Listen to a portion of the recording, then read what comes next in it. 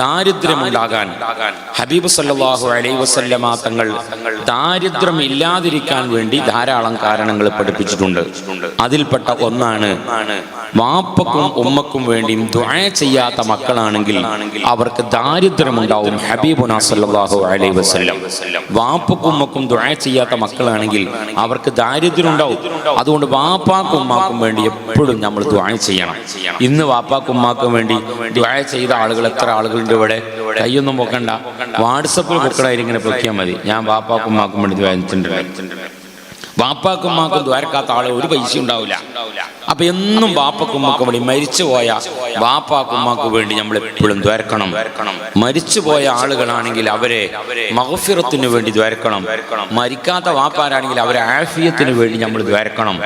ഇത് ചെയ്യാത്ത ഒരാളാണെങ്കിൽ ആ ഒരു ദിവസം അവന് ഒരു ഐശ്വര്യവും ഇല്ല എന്നാണ് ഹബീബ് സല്ലല്ലാഹു അലൈഹി വസല്ലമ തങ്ങൾ പഠിപ്പിക്കുന്നത്. ഒന്ന്.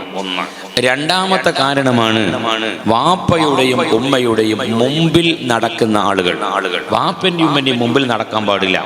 എപ്പോഴും വാപ്പ ഒരു കൃഷിപ്പണിക്കാരനാണെങ്കിലും മക്കള് ഡോക്ടറാണെങ്കിലും ആ വാപ്പനെ മുമ്പിൽ കയറ്റണം. നമ്മളൊരു കാറിൽ യാത്ര ചെയ്യുമ്പോൾ നമ്മളെ ഭാര്യയുമായിട്ട് പോകുമ്പോൾ ഭാര്യനെ മുമ്പിലിരുത്തി ഉമ്മയെ ബാക്കിലിരുത്തിയാൽ പൊരുത്തക്കേട് വാങ്ങി. ചിലപ്പോ ഉമ്മ പറയും, മോനെ ഞാൻ ബാക്കിലിരുന്നോളാം, എനിക്ക് സുഖം അവിടെയാണ്. എന്നാ പിന്നെ ഓളും അവിടെ തന്നെ ഇരുന്നോട്ടെ, നിങ്ങൾക്ക് സുഖം അവിടെ ആണെങ്കിൽ എന്റെ ഭാര്യ ഓളും അവിടെ തന്നെ ഇരുന്നോട്ടെ. ഇല്ലെങ്കിൽ നിങ്ങൾ ഇങ്ങോട്ട് മുമ്പൊക്കെ ഇരുന്നാൽ ഓൾക്ക് അവിടെ റാഹത്തായിട്ടിരിക്കാം. അത് ഉമ്മാക്ക് വലിയ സന്തോഷമാണ്. കാരണം ഉമ്മ ഇങ്ങനെ ചിന്തിച്ചു പോകും, ഞാന് 10-18 വയസ്സ് അല്ലെങ്കിൽ 20-22 വയസ്സ് വരെ ഞാൻ തീറ്റി വളർത്തിയ ഒരു മോന് 9 മാസം 9 ദിവസം ഗർഭം ചുമന്ന് മരണത്തിന്റെ പകുതി വേദന അനുഭവിച്ചുകൊണ്ട് പ്രസവിച്ച എന്റെ മോന് എന്നെ ഈ കാറിന്റെ മുമ്പിൽ ഇരുത്തുന്നില്ലല്ലോ എന്ന ഒരൊറ്റ ഒരു മനസ്സ് അങ്ങോട്ട് വന്നു പോയാൽ സുബ്ഹാനല്ലാഹ് നമ്മളെ കഥ കഴിഞ്ഞു പോയി. അപ്പൊ അതുകൊണ്ട് പൊരുത്തമാണ് നമ്മുടെ ജീവിതത്തിന്റെ ഏറ്റവും വലിയ പ്രധാനപ്പെട്ട ഒന്ന്. അതിൽ വളരെ പ്രധാനമായി നമുക്ക് ആവശ്യമുള്ള പൊരുത്തമാണ് വാപ്പന്റെ ഉമ്മന്റെ പൊരുത്തം വാങ്ങുക. അതുകൊണ്ട് ഒരിക്കലും വാപ്പയും ഉമ്മയും പിന്നിൽ ഇരുത്തിക്കൊണ്ടുള്ള ഒരു കേസ് ഉണ്ടാവാൻ പാടില്ല. അതുപോലെ വാപ്പയുടെയും ഉമ്മയുടെയും പേര് വിളിക്കുന്ന ആളുകൾ അവർക്കും ദാരിദ്ര്യമുണ്ടാകും. ഹബീബുനാ സല്ലല്ലാഹു അലൈഹി വസല്ലം വാപ്പന്റെ ഉമ്മന്റെ പേര് വിളിക്കാൻ പാടില്ല. വാപ്പന്റെ പേര് മുഹമ്മദ് എന്നും ഫാത്തിമ എന്നുമാണെങ്കിൽ മുഹമ്മദ് ഫാത്തിമ എന്ന് മാത്രമേ വിളിക്കാർ പാടുള്ളൂ. ഒരിക്കലും നമ്മളെ മലപ്പുറം ജില്ലയിൽ ഒരു വാക്കുണ്ട്, തന്തപ്പൊടിക്ക് എനിക്ക് ഇഷ്ടമല്ല. തന്തപ്പൊടിക്ക് ഇഷ്ടമല്ല വാപ്പനെ പറ്റി പറയണം. നമ്മളൊരു കാര്യം മറ്റൊരാൾ സംസാരിക്കുമ്പോ ഞാൻ ഇന്നില്ല, ഞാൻ പോന്നാല് എന്റെ തന്തപ്പൊടിക്ക് ഇഷ്ടാവൂല എന്നൊരു വാക്ക് അത് ഓരെ കുറ്റപ്പെടുത്തി പറയുന്നല്ല. എന്നാലും വാപ്പ എന്ന് പറയാൻ മടിയുള്ളത് കൊണ്ടാണല്ലോ തന്തപ്പൊടി എന്ന് വിളിക്കുന്നത്, തള്ളപ്പൊടി എന്ന് വിളിക്കുന്നത്. 9 മണിയാവുമ്പോ പൊരയിലെത്തിയിട്ടില്ലെങ്കിൽ തള്ളപ്പൊടി ഇങ്ങനെ ചൊറിഞ്ഞു കൊടുക്കും. അതുകൊണ്ട് അതിന്റെ ഒപ്പം പെണ്ണുങ്ങളും ചൊറിയുണ്ടാവും. അതുകൊണ്ട് ഞാനില്ല എന്ന് പറയുന്ന ആളുകൾ. അതുകൊണ്ട് തള്ളപ്പൊടി എന്നോ തന്തപ്പൊടി എന്നോ അതല്ലെങ്കിൽ വാപ്പ ഉമ്മ എന്നുള്ളതിന് ഇക്റാമ് ഇല്ലാത്ത എന്തെങ്കിലും ഒരു പേര് വിളിച്ചാൽ അവനും ദാരിദ്ര്യമുണ്ടാവും. ഹബീബുനാ സല്ലല്ലാഹു അലൈഹി വസല്ലം അതുകൊണ്ട് ഒരിക്കലും നമ്മളത് ഉണ്ടാവരുത്. പ്രിയപ്പെട്ട മുഅ്മിനീങ്ങളെ, ഇന്ന് വാപ്പനും ഉമ്മനും ആർക്കും വേണ്ട. എത്ര ആളുകളാണ് ഇപ്പോ എറണാകുളത്ത് ഹോസ്പിറ്റലിലുള്ള 46ഓളം വരുന്ന ആളുകളാണ്. ഹോസ്പിറ്റലിൽ വാപ്പാനിമ്മാനും നോക്കാത്ത മക്കള് ഹോസ്പിറ്റലിൽ കിടക്കുന്ന ആളുകൾ 46ഓളം ആളുകളുണ്ട്. പത്രത്തിൽ വന്ന കാര്യമാണ്. ഇതൊക്കെ നിങ്ങൾ ആലോചിച്ച് നോക്കൂ. അതുകൊണ്ട് നിങ്ങൾ എത്ര പൊര വലുതുണ്ടാക്കിയാലും എത്ര ചെറിയ പൊരയാണെങ്കിലും നമ്മൾ ഏറ്റവും നല്ല ബെഡ്റൂം നമ്മൾ ആർക്കാ കൊടുക്കേണ്ടി? വാപ്പക്കുമ്മക്ക കൊടുക്കേണ്ടി. നമ്മളെ മാസ്റ്റർ ബെഡ്റൂമിലാണ് എല്ലാ സംവിധാനവും ഉള്ളത്. ആ സംവിധാനമുള്ള ആ ഒരു റൂം നമ്മൾ കൊടുക്കേണ്ടത് ആർക്കാണ്? വാപ്പാക്കുമ്മക്ക് വേണ്ടിയാണ്. ഇല്ലെങ്കിൽ അതേ സ്ഥാനമുള്ള ഒരു റൂം നമ്മൾ വീട്ടിൽ 2 എണ്ണം വേണം. ഒന്ന് വാപ്പക്കുമ്മക്കും ഒന്ന് ഇങ്ങക്കും വേണം. അപ്പോഴാണ് ആ പൊരുത്തമുണ്ടാവുള്ളൂ. നിങ്ങളെ റൂമിൽ നല്ല അറ്റാച്ച്ഡ് ഉണ്ട്, AC ഉണ്ട്, സുബ്ഹാനല്ലാഹ് എല്ലാ സൗകര്യങ്ങളും ഉണ്ട്. പക്ഷേ നിങ്ങളെ വാപ്പയുടെയും ഉമ്മയുടെ മുമ്പിൽ കിടക്കുന്ന റൂമിൽ അതില്ലെങ്കിൽ വാപ്പൻ്റെ ഉമ്മനും മോങ്ങനെ AC കിടന്ന് ബലസ. ഇല്ലെങ്കിൽ അവന്റെ വീട്ടിലെ ബാത്റൂമുണ്ട്, ഞാൻ പുറത്തേക്ക് ബാത്റൂമിലേക്ക് പോവുകയാണ്, അല്ലെങ്കിൽ ഡൈനിങ് ഹാളിലേക്ക് ഞാൻ ബാത്റൂമിലേക്ക് പോകുക എന്ന് പറഞ്ഞാൽ അതോടുകൂടെ സുബ്ഹാനല്ലാഹ് വലിയ വേദനയായി. അതുകൊണ്ട് വാപ്പനും നിങ്ങൾ വിട്ടുപോകരുത്. നിങ്ങൾ ഹാജ തങ്ങളെ മഹബത്ത് വെച്ചിട്ടാണ് നിങ്ങൾ ഈ സദസ്സിൽ വന്നിട്ടുള്ളത്. എന്നാൽ സുബ്ഹാനല്ലാഹ്, അതേ മോഡലിൽ നിങ്ങൾ സ്നേഹിക്കേണ്ട ആളുകളാണ് വാപ്പയും ഉമ്മയും. അതുകൊണ്ട് ദാരിദ്ര്യമുണ്ടാകുന്ന കാരണങ്ങളിൽ വാപ്പയും ഉമ്മയുമായി ബന്ധപ്പെട്ട ഒരു 3 കാര്യങ്ങളാണ് ഞാൻ നിങ്ങളോട് പറഞ്ഞത്. അതുകൊണ്ട് എപ്പോഴും അത് നമ്മൾ പ്രാവർത്തികമാക്കണം. ഞാനിപ്പോൾ അടുത്തിങ്ങനെ ഒരു വലിയ വീട് നോമ്പുറക്കാൻ വേണ്ടി ഞാൻ പോയി. അങ്ങനെ വലിയ വീട്, 1 കോടി ഉറുപ്പ്യന്റെ 3 വീടുകൾ ഇങ്ങനെ അടിക്കടിക്ക് തുടരെയായിട്ടുണ്ട്. ഞാൻ അതിലെ ഒരു വീട്ടിൽ നോമ്പുറക്കാൻ വേണ്ടി എന്നെ കൊണ്ടുപോയപ്പോൾ സുബ്ഹാനല്ലാഹ്, അവിടെ ഒരു പ്രായം ചെന്ന ഒരു ഉപ്പയുണ്ട്. ആ ഉപ്പക്ക് 80 അപ്പുറമോ വയസ്സുള്ള ഒരു ഉപ്പയാണ് അവിടെ ഉള്ളത്.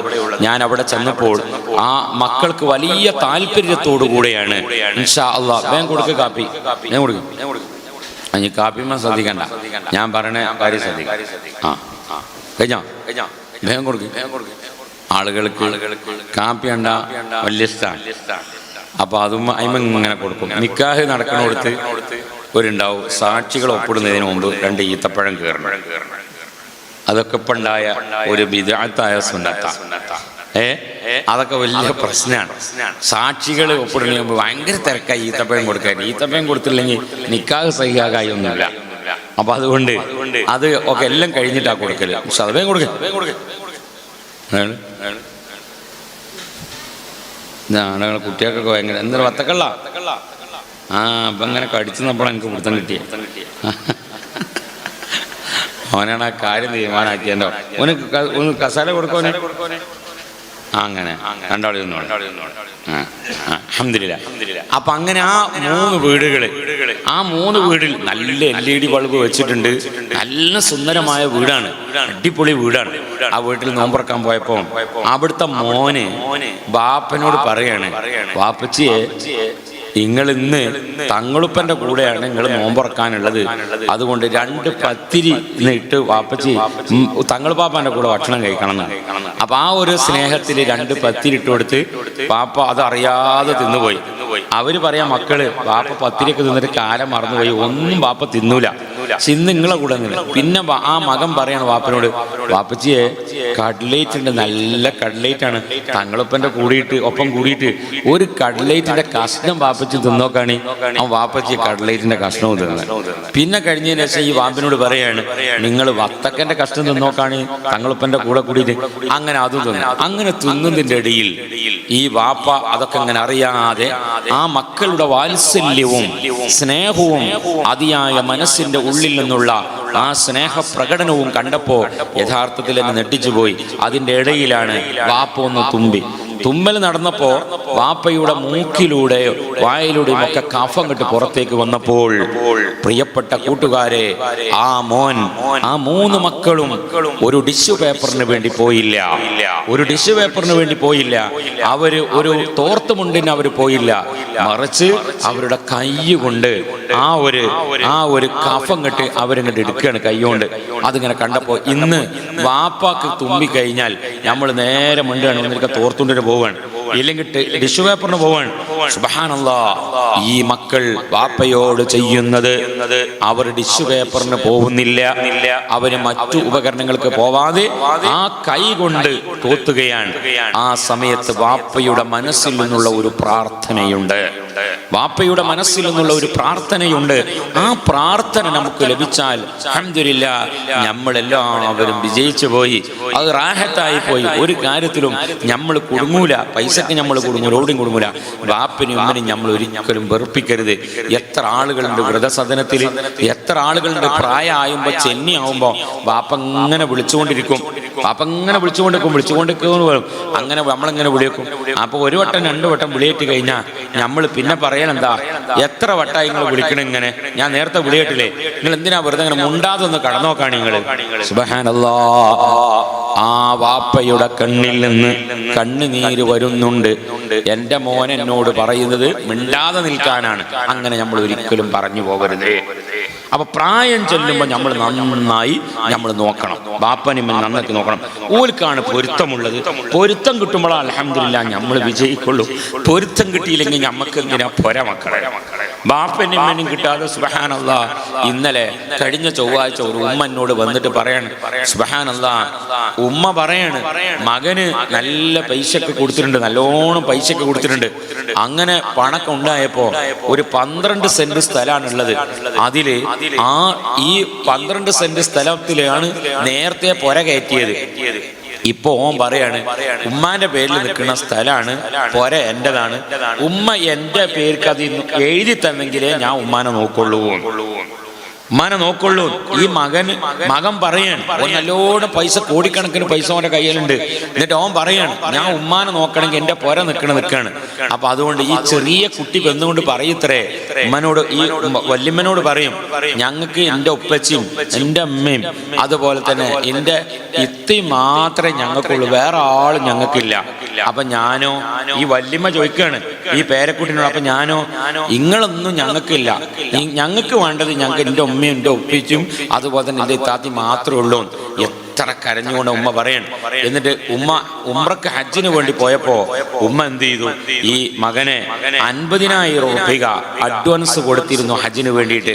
അങ്ങനെ അഡ്വാൻസ് കൊടുത്തുനിന്ന് സുബ്ഹാനല്ലാഹ് ഈ ട്രാവൽസുകാരനോട് ഈ മകൻ വിളിച്ചിട്ട് പറയാണ്, ഞാൻ 50,000 രൂപ തന്നിച്ചിട്ട് ബാക്കി പൈസ ഞാൻ തരൂല, ഞാൻ തരണമെങ്കിൽ ഉമ്മ എന്റെ മേലെ ആ സ്ഥലം ഇങ്ങോട്ട് രജിസ്റ്റർ ചെയ്ത് തരണം, എന്നെങ്കിലേ ഞാൻ ബാക്കി പൈസ തരുള്ളൂ, ഇല്ലെങ്കിൽ പൈസ തിരിച്ചു കൊടുത്തോളാം. അങ്ങനെ ആ ഉമ്മ പറഞ്ഞു ഓൻ തരുന്നില്ലെങ്കിൽ ഞാൻ വേറെ എന്തെങ്കിലും എന്റെ സ്വർണ്ണൊക്കെ വിറ്റിട്ട് തരാം എന്ന് പറഞ്ഞ്, എന്നിട്ട് ഈ ഉമ്മയുടെ മനസ്സിന്റെ ഉള്ളിൽ ആ മകൻ സുബ്ഹാനല്ലാഹ് 9 മാസവും 9 ദിവസവും കഴിഞ്ഞ് പ്രസവിച്ച ആ ഉമ്മയുടെ മനസ്സിൽ അപ്പോഴും മകൻ ഒന്നുണ്ട്. ഉമ്മ പറയാണ്, ഞാൻ ഹജ്ജിന് പോയപ്പോ മോനോട് ഇനി പൊരുത്തപ്പിടിക്കാതെ പോവണ്ടെന്ന് എഴുതിയിട്ട് മകനോട് ചെന്നിട്ട് ഉമ്മ പറയാണ്, മോനെ എന്റെ അടുത്ത് നിന്ന് എനക്ക് ഞാൻ എന്നെ ഒന്നും ചെയ്തിട്ടില്ല, പക്ഷെ ഇനി ഈ സ്ഥലം കൂടി എനിക്ക് എഴുതി തന്നാൽ എനിക്കൊന്നും ഉണ്ടാവില്ലല്ലോ, അതുകൊണ്ട് ഞാൻ ഇത് മാത്രമേ എനിക്ക് ചെയ്തിട്ടുള്ളൂ, അതുകൊണ്ട് ഈ എന്തെങ്കിലും ഉണ്ടെങ്കിൽ പൊരുത്തപ്പെടണം എന്ന് പറഞ്ഞപ്പോ അവൻ വേറെ ആളുകൾ പറയാണ്, എന്റെ ഉമ്മന്റെ കാല് പിടിച്ച് പറഞ്ഞെങ്കിലേ ഞാൻ പൊരുത്തപ്പെട്ടു കൊടുക്കുള്ളൂ. മകൻ പറയണം. ഇതിപ്പോ കഴിഞ്ഞ ചൊവ്വാഴ്ച ഒരു ഉമ്മ കരഞ്ഞുകൊണ്ട് എന്നോട് പറഞ്ഞ ഒരു അനുഭവമാണ്. പ്രിയപ്പെട്ട മുഅ്മിനീങ്ങളെ, എനിക്ക് നിങ്ങളോട് ഹൃദയത്തിന്റെ ഭാഷയിൽ പറയാനുള്ള കാര്യം, 5 വക്ത് നിസ്കാരങ്ങൾ കറക്റ്റ് നിസ്കരിക്കണം. ഒന്ന്, ബാപ്പനും ഇമ്മ നിങ്ങൾ നോക്കണം. അൽഹംദുലില്ലാഹ് 5 വക്ത് നിസ്കാരം കറക്റ്റ് നിസ്കരിക്കണം. ഒറ്റ നിസ്കാരം നഷ്ടപ്പെട്ടു പോകരുത്. നമ്മളൊക്കെ മരിക്കാനുള്ള ആളുകളാണ്. എപ്പോഴും നമ്മളെപ്പോഴും മരിക്കും. നമ്മൾ മരിക്കുന്ന സമയം എപ്പോഴെന്ന് അറിയില്ല. ആ മരിക്കുന്നതിൻ്റെ ഇടയിൽ ഒരുപാട് നല്ല കാര്യങ്ങൾ നമ്മൾ ചെയ്യണം.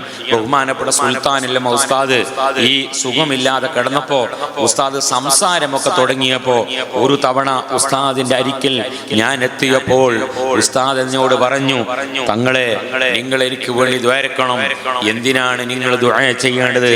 ഞാൻ ഈ ദുനിയാവിൽ ജീവിക്കുകയാണെങ്കിൽ എനിക്ക് ഇനി പള്ളികൾ ഉണ്ടാക്കണം, മദ്രസകൾ ഉണ്ടാക്കണം, മർക്കസിന് വേണ്ടി ഖിദ്മ ചെയ്യണം, ബുഖാരി ക്ലാസ് നടത്തണം. അതിനെനിക്ക് ആവതില്ലാതെ എന്നെ 4 ആളുകൾ നോക്കേണ്ട ഒരവസ്ഥയിൽ ഞാൻ ഇങ്ങനെ കിടക്കുകയാണെങ്കിൽ ഒരു കാര്യവും ഈ ദുനിയാവിൽ എനിക്ക് ചെയ്യാൻ കഴിയുന്നില്ലല്ലോ. അതുകൊണ്ട് ദീനിനൊന്നും ചെയ്യാൻ കഴിയുന്നില്ലല്ലോ. അതുകൊണ്ട് ഞാൻ ഈമാനോടുകൂടെ മരിക്കാൻ വേണ്ടി നിങ്ങൾ ദുആ. സുബ്ഹാനല്ലാഹ്. പ്രിയപ്പെട്ട മുഅ്മിനീങ്ങളെ, അല്ലാഹുവിന്റെ ചോദ്യമുണ്ട് നമ്മളോട്, വഅൻ ശബാബിഹി ഫീമാ അഫ്നാ, നിന്റെ യുവത്വം എന്തിനു വേണ്ടി ചെലവഴിച്ചു എന്ന് പറയുമ്പോൾ നമുക്ക് പറയാനുണ്ട്, അൽഹംദുലില്ലാഹ് നമ്മൾ ഈ മദ്രസയ്ക്ക് വേണ്ടി കൊടുത്തിട്ടുണ്ട്, ഇവിടെ ഇന്റർലോക്കിന് വേണ്ടി കൊടുത്തിട്ടുണ്ട്. ഈ അൽഹംദുലില്ലാഹ് ഒരു മുതഅല്ലിമ്, ഒരു കുട്ടി മദ്രസയ്ക്ക് അലിഫ് പഠിക്കാൻ വേണ്ടി വരുമ്പോൾ, നല്ല വഴിയിലൂടെ വരുമ്പോൾ അൽഹംദുലില്ലാഹ് ആ കുട്ടി പഠിക്കുന്ന അലിഫ്, ആ കുട്ടി പഠിക്കുന്ന ബാ, ആ കുട്ടി പഠിക്കുന്ന ഖുർആന്, അതിന്റെ ഒക്കെ ഒരു കൂലി അൽഹംദുലില്ലാഹ് നമുക്ക് ലഭിച്ചുകൊണ്ടിരിക്കുകയാണ്. അത് ബഹുമാനപ്പെട്ട ഖാജാ തങ്ങളാണ് ഇവിടെ നിയന്ത്രിച്ചു കൊണ്ടിരിക്കുന്നത്. ഖാജാ തങ്ങളുടെ നോട്ടമുള്ള നല്ല മഹല്ലായി, നാടായി അല്ലാഹു തആല സ്ഥാപനമാക്കി അല്ലാഹു കബൂലാക്കട്ടെ. ഈ വർഷം ആടിനെ തന്ന ആളുകളൊക്കെ പല ഉദ്ദേശങ്ങളും പറഞ്ഞ് തന്നിട്ടുണ്ട്. അവർക്കൊക്കെ ജീവിതത്തിൽ അനുഭവമുണ്ട്. അൽഹംദുലില്ലാഹ്.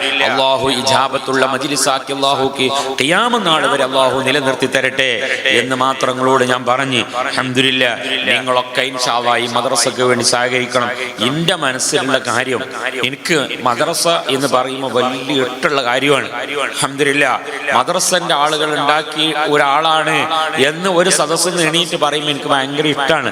ഞാനിപ്പോൾ ദുബായിൽ മർക്കസിന് വേണ്ടിയിട്ട് ലോജിസ്റ്റിക് ഹബ് എന്ന് പറയുന്ന ഒരു ഗോഡൌണ് മർക്കസിന്റെ കുട്ടികൾക്ക് സ്ഥിര വരുമാനത്തിന് വേണ്ടി 75,000 സ്ക്വയർ ഫീറ്റ് 13.5 കോടിയിൽ ഉണ്ടാക്കുന്ന ഒരു കെട്ടിടമുണ്ട്. അത് ഗോഡൌണാണ്. അതിൽ ആ വരുമാനം മർക്കസിനുള്ള അതിനുവേണ്ടി പോയപ്പോൾ ഓരോ അബുദാബിയിലും ദുബായിലും അങ്ങനെ 9-10 ദിവസത്തെ പരിപാടി നടന്നപ്പോൾ അവിടെയൊക്കെ ഓരോ മജ്‌ലിസ് ചെല്ലുമ്പോഴും ഇന്ന നാട്ടുകാരനാണ്, എൻ്റെ നാട്ടിൽ നിങ്ങൾ മദ്രസ ഉണ്ടാക്കിയിട്ടുണ്ടെന്ന് പറയുമ്പോൾ എനിക്ക് ഭയങ്കര സന്തോഷമാണ് ആ മജ്‌ലിസിനോട്. അപ്പോൾ അതുകൊണ്ട് അൽഹംദുലില്ലാഹ് നിങ്ങളൊക്കെ എന്നെ മഹബത്ത് വെക്കുന്നവരാണ്, ഞാൻ നിങ്ങളെ മഹബത്ത് വെക്കുന്നവരാണ്. അള്ളാഹു സ്വർഗത്തിൽ നമുക്ക് മുത്തുനബിയുടെ ചാരത്ത് വെച്ചുകൊണ്ട് കാണാൻ അള്ളാഹു നമുക്കൊക്കെ ഭാഗ്യം നൽകട്ടെ. ചിലപ്പോൾ അവിടുത്തെ ഒരു പേരക്കുട്ടി എന്ന നിലയിൽ എനിക്ക് ഒരു അവസരം കിട്ടുകയാണെങ്കിൽ അൽഹംദുലില്ലാഹ് ഞാൻ നിങ്ങളെ കാണുമ്പോൾ നിങ്ങളെ എനിക്ക് വിളിക്കണം, അതിന് ഞാൻ അവിടെ എത്തണം. അങ്ങനെയാണല്ലോ. അൽഹംദുലില്ലാഹ് എന്തായാലും മുത്തുനബി സല്ലല്ലാഹു അലൈഹി വസല്ലമ തങ്ങൾ അവിടുത്തെ പേരക്കുട്ടികളെ വേദനിപ്പിക്കൂല എന്നൊക്കെയാണല്ലോ. എന്നാലും അൽഹംദുലില്ലാഹ് നമ്മൾ നല്ലൽക്ക് ജീവിച്ച് നല്ല കാര്യങ്ങൾ ചെയ്യണം. അപ്പോഴേ മുത്തുനബിക്കും നമ്മളോട് ഇഷ്ടം ഉണ്ടാവുള്ളൂ. അങ്ങനെ അൽഹംദുലില്ലാഹ് ഒരു പേരക്കുട്ടിക്ക് ഒരു അവസരം കിട്ടുമ്പോൾ അൽഹംദുലില്ലാഹ് നമ്മളെ ഇവിടെ പെരുന്താറ്റിരി മദ്രസന്റെ എടുത്തുള്ള ആളുകളാണ്, അവിടുത്തെ അജ്മീർ ഉറൂസിൽ പങ്കെടുക്കുന്ന ആളുകളാണ്, അവിടെ ആടിനെ തരുന്ന ആളുകളാണ്, മദ്രസക്ക് അൽഹംദുലില്ലാഹ് പൈസ തരുന്ന ആളുകളാണ്, അവിടെ ഭക്ഷണം വെക്കുന്നതിന്റെ ചെറുപ്പക്കാരാണ്. ഇന്നലെ മുതൽ ഇന്ന് രാവിലെ മുതൽ ഇതിനു വേണ്ടി കഷ്ടപ്പെടാൻ തുടങ്ങിയതാണ്. 26 ആടിലെ